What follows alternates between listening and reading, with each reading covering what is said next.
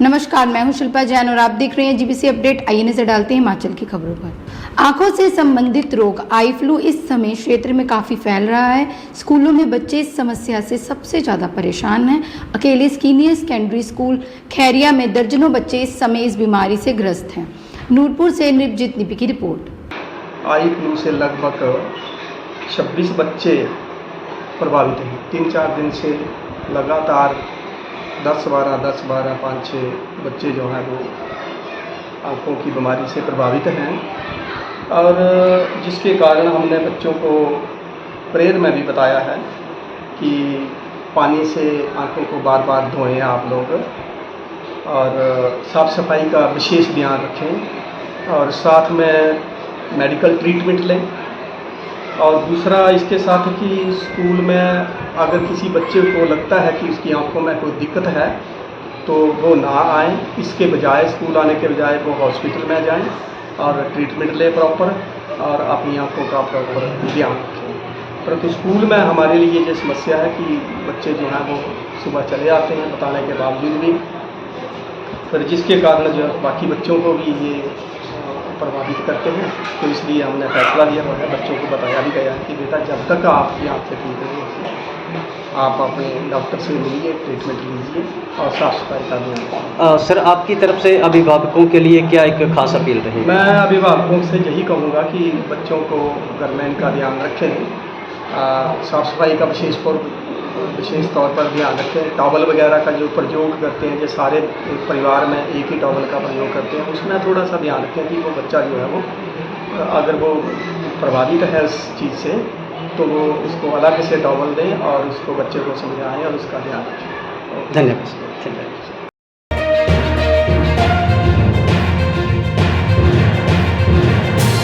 भारी बरसात के चलते धर्मशाला के कोतवाली बाजार में 4 दुकानें देखते ही देखते धंस गई। दरअसल जमीन के धंसने के चलते बाजार के ऊपर की 2 दुकानें नीचे के क्षेत्र की 2 दुकानों के ऊपर आ गई, जिसके बाद जहां ऊपर की दुकानों को आंशिक रूप से नुकसान हुआ, वहीं नीचे की दोनों दुकानों को भारी नुकसान का सामना करना पड़ा है। धर्मशाला से नृपजीत निपी की रिपोर्ट। क्या नाम क्या आपका? रमेश चंद। क्या हुआ था, दुकान कैसे गिरी है? ये राती कोई 2 बजे डंगा स्लिप हो गई है, ये दवाला दे ही नहीं कहने सामान उन था सब थले दबोई गई है। बरखा के कारण हुए? हाँ, बारिश के कारण। कोई नुकसान कितने की है? नुकसान तो है कोई लाख रुपये के करीब। प्रशासन की तरफ से कोई है? हाँ, 3000 कान गोगन पटवारी थे। कोई नुकसान तो नहीं है, जानी नुकसान तो हाँ, जानी नहीं है। क्या नाम आपका? सर मेरा नाम सनी जम्बाल। सनी जी, क्या हुआ था, कैसे दुकान गिरी है? सर ये रात को 2 बजे की पास का टाइम था। हमारे को पड़ोसी की कॉल है कि आपकी दुकान नीचे गिर गई है। तो अब जब हम यहाँ आके देख रहे तो पूरी दुकान नीचे थी, सारा फर्नीचर मतलब सब नीचे बह गया, हमारा सारा सामान। नुकसान कितना हुआ? सर नुकसान तो हमारा 2.5-3 लाख रुपये का नुकसान हुआ है। और दूसरी दुकान की सेम टाइम ही गिरी है? हाँ जी, सेम टाइम गिरी है। तो प्रशासन की तरफ से कोई आया था? सर प्रशासन की तरफ से पटवारी जी आए थे, उन्होंने हमारे को 3-3 हज़ार रुपये दिए थे फौरी रात के लिए।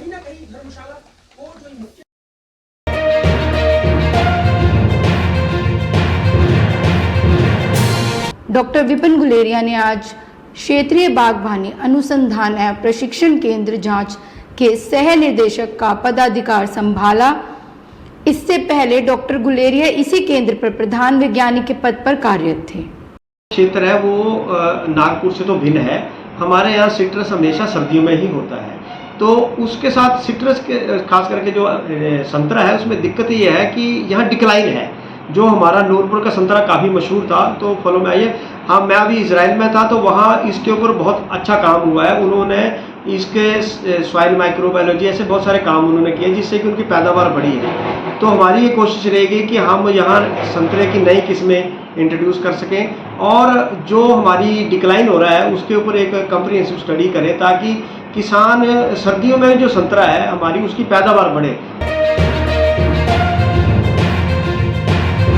जिला पुलिस नूरपुर द्वारा नशे के खिलाफ चलाए गए अभियान के तहत पुलिस थाना जवाली के तहत नगरोटा सूडिया में पुलिस टीम ने देर रात नाकाबंदी के दौरान नशा तस्करों के खिलाफ कड़ी कार्रवाई अमल में लाई है, जिसमें कार से अवैध शराब बरामद की है। वहीं एसपी नूरपुर अशोक रथ ने फोन पर बताया कि नगरोटा सूडिया के तहत एक कार में अवैध शराब बरामद की है। आरोपी मौके से फरार है, जिसकी तलाशी जारी है।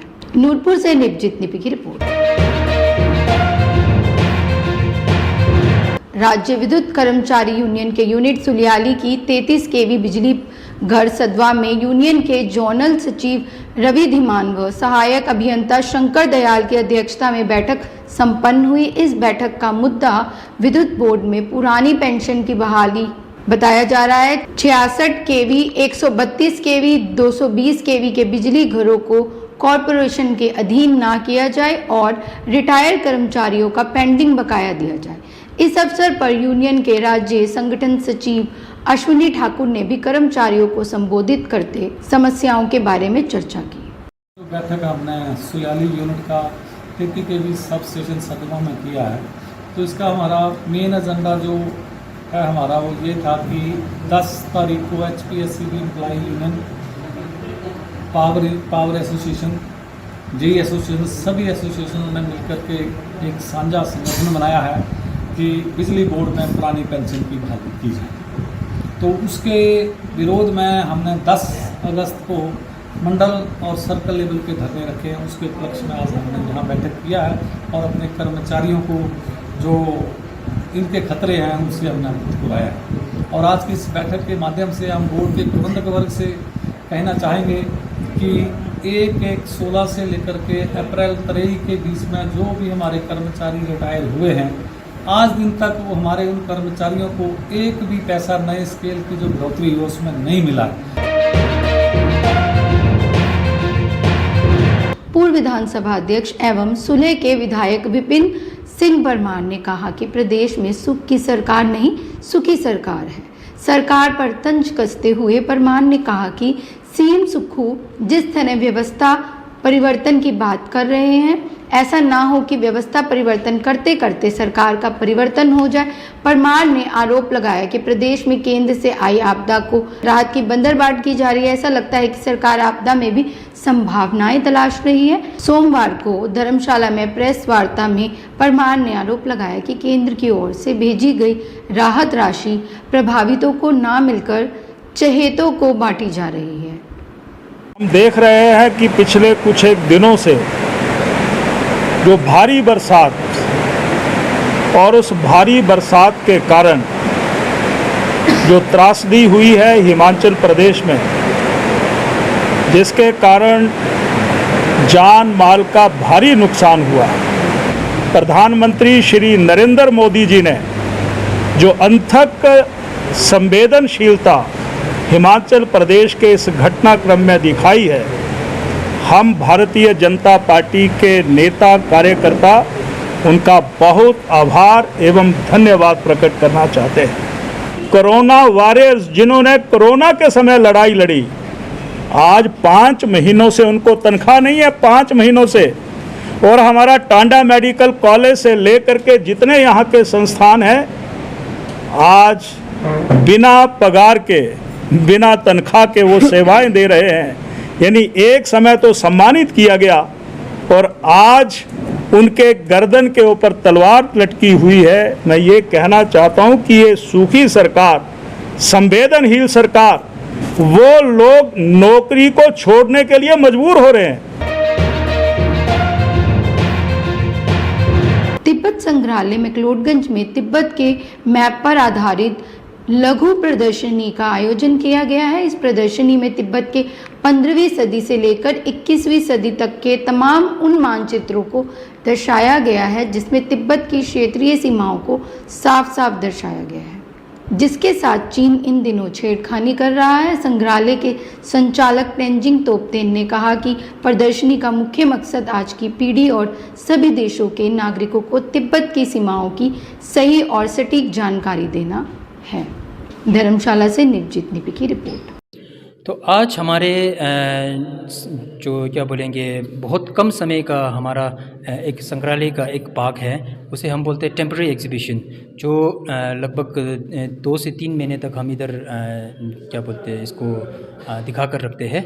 तो उसका आज उद्घाटन है। तो उस उद्घाटन में आज हमारे मिनिस्टर जो DIR का जो है वो इसका चीफ मुख्य अतिथि की ओर से आज इधर हमारा जो है ये तिब्बत के जो मैप के ऊपर हमने जो है एक 2 महीने का हमारा टेम्पररी एग्जीबिशन जो है हमने इसको इनॉग्रेट किया है आज। क्या स्पेशल है इन मैप्स के बारे में? इन मैप के बारे में बहुत कुछ स्पेशल है, और उसको मैं अगर एकजुट करके बताऊंगा तो सबसे इम्पोर्टेंट स्पेशल चीज़ ये है कि जब चीन ने तिब्बत को हमला किया है तब से लेकर चीन ने जो है तिब्बत के मैप के ऊपर, तिब्बत के क्या बोलते हैं कि हमारे सोच के ऊपर बहुत मानव आंदोलन और मतलब वो सब जो है चेंज करने का कोशिश किया है। अब उसको जो है हम इधर स्वतंत्रता देश में बैठकर हम इसको जो है हमारे सही मायने में तिब्बत देश क्या है और तिब्बत का बाउंड्री क्या है, वो हम इधर बैठकर हम इसको जो है पूरा देश को जो है आवाम को हम जो है इसको पहुंचा सकते हैं। तो ये जो है हमारा मुख्य जो ऑब्जेक्टिव ये है। और इसमें सबसे इम्पोर्टेंट ये है कि हमारे तिब्बत के जो मैप जो है उसको चीन ने जब से उन्होंने कब्ज़ा किया है, उनको जो है हमारे पहले हमारा ये था कि पूरा तिब्बत जो है 3 भाग में हमने डिवाइड किया है। उसको हम बोलते हैं छोकासुम तोदे दुमे इजांग। अब ये हमारे जैसे मेरा दादाजी है वो हर टाइम उनके दिमाग में ये है। अब जब से चीन ने कब्ज़ा किया है उन्होंने क्या किया, इसको 5 भाग में डिवाइड किया है। तो इनका कहने का मतलब ये है कि वो हमारे सोच, हमारे जो पूर्वज की सोच है उसको मिटाकर अपने नया जो तौर तरीके के, क्योंकि हमारे इतिहास को मिटाने की कोशिश कर रहा है, उसको डायरेक्ट जो है हम इसको कॉन्ट्रडिक्ट और उसको हम डायरेक्ट आंसर देने के लिए ये मैप जो है हमने लगभग 1.5 साल तक हमने जो है हमारे तिब्बती एक्सपर्ट श्री वांगेर शावाला के साथ 1.5 साल तक हमने जो है वार्तालाप किया है। और उसके चलते हुए हमने अभी 42 मैप जो है हमने फाइनलाइज़ किया है, जिसके चलते हुए हमने पूरा तिब्बत के जो है 17 शताब्दी से लेकर अभी तक हमारे मेन मैप क्या है और इसके पीछे हमारे क्या स्टोरी है, ये हमने दिखाने की कोशिश की है। इसी तरह की और अपडेट्स देखने के लिए बने रहिए GBC अपडेट के साथ। धन्यवाद।